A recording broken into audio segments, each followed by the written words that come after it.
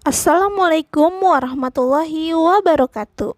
Selamat berjumpa dalam mata kuliah pembelajaran Bahasa Indonesia di kelas tinggi. Bersama saya, Sri Wulan Anggraini. Pada pertemuan kali ini, materi yang dibahas adalah pembelajaran membaca di sekolah dasar. Adapun indikator dalam materi ini adalah yang pertama, mahasiswa mampu memahami hakikat membaca. Yang kedua, mahasiswa mampu memahami faktor-faktor yang mempengaruhi membaca. Dan yang ketiga, mahasiswa mampu memahami jenis-jenis membaca. Yang keempat, mahasiswa mampu memahami teknik membaca. Dan yang kelima, mahasiswa mampu menerapkan pembelajaran membaca di sekolah dasar. Untuk pembahasan pertama adalah pengertian membaca. Membaca merupakan suatu proses aktif yang bertujuan dan memerlukan strategi. Maksud dari proses aktif di sini adalah dalam membaca butuh adanya pikiran. Nah, di dalam pikiran kita aktif mengolah dan menerjemahkan bacaan yang kita baca menjadi sebuah pesan. Dan tentunya untuk memahami bacaan tersebut butuh yang namanya strategi. Strategi setiap orang dalam membaca berbeda-beda. Ada yang membaca dalam hati, ada pun membaca nyaring. Ada juga yang membacanya menggunakan telunjuk untuk memahami bacaan. Bahkan ada juga yang membacanya pelan-pelan atau berulang-ulang untuk memahami bacaan. Begitupun pada pernyataan Hudson mengemukakan bahwa membaca ialah suatu proses yang dilakukan serta digunakan oleh pembaca untuk memperoleh pesan yang disampaikan penulis melalui media bahasa tulis. Dalam hal ini, membaca selain sebagai suatu proses juga bertujuan. Lebih lanjut, Finocchiaro dan Bonomo menyatakan bahwa membaca adalah proses memetik serta memahami arti atau makna yang terkandung dalam bahasa tulis. Artinya, membaca bukanlah sekadar mengucapkan tulisan, tetapi membaca adalah aktivitas menerjemahkan tulisan dalam bentuk pengertian dan makna. Pada hakikatnya, membaca adalah suatu proses yang bersifat fisik dan psikologis. Proses yang berupa fisik ini berupa kegiatan yang mengamati tulisan secara visual dan merupakan proses mekanis dalam membaca. Proses mekanis ini berlanjut dengan proses psikologis yang berupa kegiatan berpikir dalam mengolah informasi. Nah, proses psikologis ini dimulai ketika indera penglihatan kita mengirimkan hasil pengamatan terhadap tulisan ke pusat kesadaran melalui sistem syaraf. Jadi, membaca itu tidak hanya melibatkan mata kita saja, tetapi melibatkan psikologis kita sebagai pengolah informasi dalam bacaan. Berikutnya, tujuan membaca. Rivers dan Temperley mengajukan 7 tujuan utama dalam membaca, yaitu yang pertama, memperoleh informasi untuk suatu tujuan atau merasa penasaran tentang suatu topik. Yang kedua, memperoleh berbagai petunjuk tentang cara melakukan suatu tugas bagi pekerjaan atau kehidupan sehari-hari. Misalnya, mengetahui cara kerja tentang alat-alat rumah tangga ataupun elektronik. Yang ketiga, berakting dalam sebuah drama, bermain game ataupun menyelesaikan teka-teki. Dan yang keempat, berhubungan dengan teman-teman dengan surat menyurat ataupun memahami surat-surat bisnis. Yang kelima, mengetahui kapan dan di mana sesuatu akan terjadi atau apa yang tersedia. Dan yang keenam, mengetahui apa yang sedang terjadi atau telah terjadi. Dan yang ketujuh, memperoleh kesenangan atau hiburan. Pembahasan berikutnya adalah jenis-jenis membaca. Jenis membaca yang pertama adalah membaca nyaring. Membaca nyaring atau membaca bersuara adalah suatu kegiatan membaca yang merupakan alat bagi pembaca bersama dengan orang lain untuk mengungkapkan isi yang berupa informasi bagi pengarang. Tarigan berpendapat bahwa membaca nyaring adalah suatu kegiatan yang merupakan alat bagi guru, murid, ataupun pembaca bersama-sama dengan orang lain atau pendengar untuk mengungkapkan serta memahami informasi, pikiran, dan perasaan seorang pengarang. Jadi, membaca nyaring pada hakikatnya adalah suatu proses melisankan sebuah tulisan dengan memperhatikan suara, intonasi, dan tekanan secara tepat yang diikuti oleh pemahaman makna bacaan oleh pembaca. Oleh karena itu, dalam membaca nyaring, pembaca memerlukan beberapa keterampilan, di antaranya penggunaan ucapan yang tepat, pemenggalan frasa yang tepat, penggunaan intonasi, nada, dan tekanan yang tepat, penguasaan tanda baca dengan baik, penggunaan suara yang jelas, penggunaan ekspresi yang tepat, pengaturan kecepatan membaca, pengaturan ketepatan pernafasan, pemahaman bacaan, dan pemilikan rasa percaya diri. Jenis membaca berikutnya adalah membaca ekstensif. Membaca ekstensif merupakan proses membaca yang dilakukan secara luas. Bahan bacaan yang digunakan bermacam-macam dan waktu yang digunakan cepat dan singkat. Burton menyebutkan bahwa yang termasuk membaca ekstensif ini ada 3. Yang pertama, membaca survei, yang kedua, membaca sekilas, dan yang ketiga, membaca dangkal. Jenis membaca ekstensif yang pertama adalah membaca survei. Membaca survei merupakan kegiatan membaca yang bertujuan untuk mengetahui gambaran umum isi dan ruang lingkup bahan bacaan. Kegiatan membaca survei ini misalnya melihat judul, pengarang, daftar isi, dan lain-lain. Jenis membaca yang kedua adalah membaca sekilas atau yang sering disebut dengan skimming. Nah, membaca skimming ini adalah membaca dengan cepat untuk mencari dan mendapatkan informasi secara cepat. Dalam hal ini, pembaca melakukan kegiatan membaca secara cepat untuk mengetahui isi umum suatu bacaan atau bagian-bagiannya. Dalam membaca skimming, untuk mengetahui isi buku, kita tidak perlu membaca dari halaman pertama sampai halaman terakhir. Namun, dalam membaca skimming, kita hanya membaca bagian-bagian tertentu saja untuk mengetahui isi buku. Misalnya, membaca daftar isi, tujuannya adalah untuk mengetahui bagian penting yang menarik perhatian. Atau kita juga cukup membaca kesimpulan untuk mengetahui inti buku. Berikutnya, yang ketiga adalah membaca dangkal. Membaca dangkal pada dasarnya merupakan kegiatan membaca untuk memperoleh pemahaman yang dangkal dan tidak terlalu mendalam dari bahan bacaan yang dibaca. Membaca jenis ini biasanya dilakukan bila pembaca bermaksud untuk mencari kesenangan atau kebahagiaan. Biasanya membaca dangkal ini dilakukan pada saat bersantai, misalnya saat membaca majalah, novel, cerpen, komik, dan sebagainya. Berikutnya, jenis membaca yang ketiga adalah membaca intensif. Membaca intensif ini merupakan kegiatan membaca bacaan secara teliti dan seksama dengan tujuan memahaminya secara rinci. Membaca intensif merupakan salah satu upaya untuk menumbuhkan dan mengasah kemampuan membaca secara kritis. Yang termasuk membaca intensif ini adalah membaca pemahaman. Membaca pemahaman menurut Tarigan ada 3 jenis. Yang pertama adalah membaca literal, yang kedua membaca kritis, dan yang ketiga membaca kreatif. Masing-masing jenis keterampilan membaca ini mempunyai ciri-ciri tersendiri. Oleh karena itu, dalam hubungannya dengan pengajaran membaca, 3 keterampilan membaca pemahaman ini perlu diajarkan secara terus-menerus. Karena setiap pertanyaan bacaan dalam buku teks ini selalu mencerminkan keterampilan membaca tersebut. Baik, untuk jenis membaca pemahaman yang pertama adalah kemampuan membaca literal. Nah, membaca literal ini adalah kemampuan pembaca untuk mengenal dan menangkap isi bacaan yang tertera secara tersurat atau secara eksplisit. Artinya, pembaca hanya menangkap informasi yang tercetak secara literal, atau nampak jelas dalam bacaan.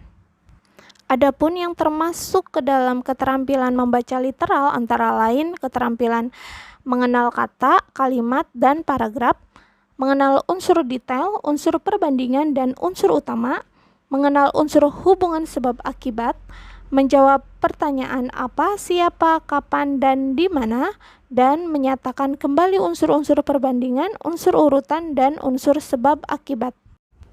Kemudian, jenis membaca pemahaman yang kedua adalah kemampuan membaca kritis. Kemampuan membaca kritis merupakan kemampuan pembaca untuk mengolah bahan bacaan secara kritis dan menemukan keseluruhan makna bahan bacaan, baik makna yang tersurat maupun makna yang tersirat. Mengolah bahan bacaan secara kritis artinya dalam proses membaca, seorang pembaca tidak hanya menangkap makna yang tersurat, tetapi juga harus menemukan makna yang tersirat. Adapun yang perlu diajarkan dalam membaca kritis antara lain keterampilan menemukan informasi faktual, menemukan ide pokok yang tersirat, menemukan unsur urutan perbandingan sebab akibat yang tersirat, yang keempat menemukan suasana mood, dan yang kelima membuat kesimpulan. Berikutnya, jenis membaca pemahaman yang ketiga adalah kemampuan membaca kreatif. Kemampuan membaca kreatif ini merupakan tingkatan tertinggi dari kemampuan membaca. Artinya, pembaca tidak hanya menangkap makna yang tersurat dan tersirat, tetapi secara kreatif menerapkan hasil membacanya untuk kepentingan sehari-hari. Nah, di sini ada beberapa keterampilan membaca kreatif yang perlu dilatihkan, ya, antara lain keterampilan mengikuti petunjuk dalam bacaan, kemudian diterapkan. Yang kedua, membuat resensi buku. Yang ketiga, memecahkan masalah sehari-hari melalui teori yang disajikan dalam buku. Yang keempat, mengubah buku cerita menjadi bentuk naskah ataupun sandiwara. Ya, terus yang kelima, mengubah puisi menjadi prosa. Yang keenam, mementaskan naskah drama yang telah dibaca. Dan yang ketujuh, membuat kritik balikan dalam bentuk esai atau artikel populer. Nah, itu tadi adalah jenis-jenis keterampilan membaca. Ada banyak faktor yang mempengaruhi kemampuan membaca, baik membaca permulaan ataupun membaca lanjut. Faktor-faktor yang mempengaruhi membaca diantaranya ada faktor fisiologis. Faktor fisiologis mencakup kesehatan fisik, pertimbangan neurologis, dan jenis kelamin. Kelelahan juga merupakan kondisi yang tidak menguntungkan bagi siswa untuk belajar, khususnya belajar membaca. Gangguan pada alat bicara, alat pendengaran, dan alat penglihatan juga memperlambat kemajuan belajar membaca siswa. Faktor yang mempengaruhi berikutnya adalah intelijensi. Intelijensi ini sebagai kegiatan berpikir yang terdiri dari pemahaman tentang merespon sesuatu secara cepat dan tepat. Intelijensi ini digunakan seseorang untuk bertindak sesuai dengan tujuan dan berpikir secara rasional. Secara umum, intelijensi siswa tidak sepenuhnya berhasil atau tidaknya siswa membaca. Penelitian Ehansky dan Moel dan Forel ini yang dikutip oleh Harris dan Sipai menunjukkan bahwa secara umum ada hubungan positif tetapi rendah antara kecerdasan yang diindikasikan oleh IQ dengan rata-rata peningkatan remedial membaca. Pendapat ini juga sesuai dengan yang dikemukakan oleh Rubin, bahwa hasil penelitian memperlihatkan tidak semua siswa yang mempunyai kemampuan intelijensi tinggi mempunyai pembaca yang baik. Kemudian faktor yang ketiga adalah faktor lingkungan. Faktor lingkungan juga mempengaruhi kemajuan kemampuan membaca siswa. Di antaranya ada latar belakang dan pengalaman siswa di rumah. Lingkungan dapat membentuk pribadi, sikap, nilai, dan kemampuan bahasa siswa.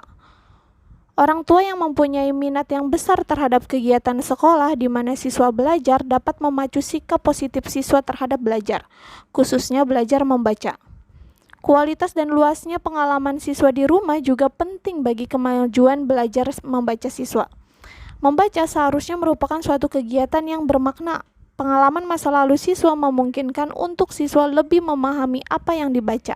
Kemudian faktor lingkungan yang kedua adalah faktor sosial ekonomi. Faktor sosial ekonomi, orang tua dan lingkungan tetangga merupakan faktor yang membentuk lingkungan rumah siswa. Status sosial ekonomi siswa mempengaruhi kemampuan verbal siswa.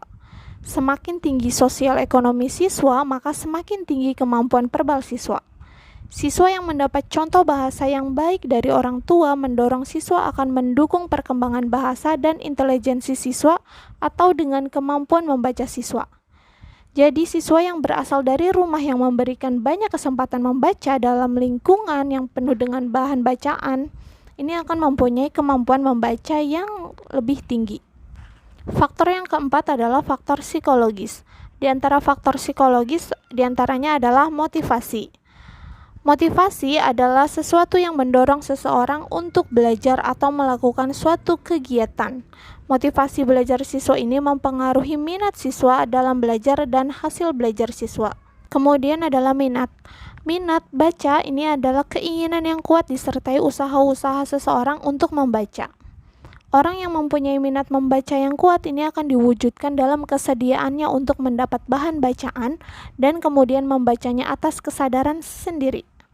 Seorang guru itu harus berusaha memotivasi siswanya agar siswanya itu mempunyai minat yang tinggi terhadap membaca.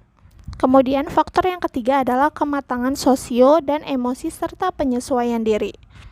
Seorang siswa harus mempunyai pengontrolan emosi pada tingkat tertentu. Siswa yang mudah marah, menangis, dan bereaksi secara berlebihan ketika siswa tidak mendapatkan sesuatu atau menarik diri akan mendapat kesulitan dalam pelajaran membaca. Bahkan siswa yang lebih mudah mengontrol emosinya ini akan lebih mudah untuk memutuskan perhatiannya pada teks yang dibacanya. Nah, pemutusan perhatian pada bahan bacaan ini memungkinkan kemajuan kemampuan siswa dalam memahami bahan bacaan. Begitupun pada tingkat percaya diri siswa. Percaya diri ini sangat dibutuhkan oleh siswa. Ya, bahkan siswa yang kurang percaya diri di dalam kelas ini tidak akan bisa mengerjakan tugas yang diberikan kepadanya, walaupun tugas itu sesuai dengan kemampuannya. Siswa yang sangat bergantung kepada orang lain ini juga berpengaruh juga pada kemampuan siswa, ya, karena siswa itu tidak bisa mengikuti kegiatan belajar secara mandiri dan selalu meminta bantuan untuk mengerjakan tugasnya. Adapun kegiatan untuk mendorong siswa dapat memahami berbagai bahan bacaan, guru seharusnya menggabungkan kegiatan membaca seperti prabaca, saat baca, dan pasca baca. Nah, di sini ada penjelasan tentang kegiatan prabaca.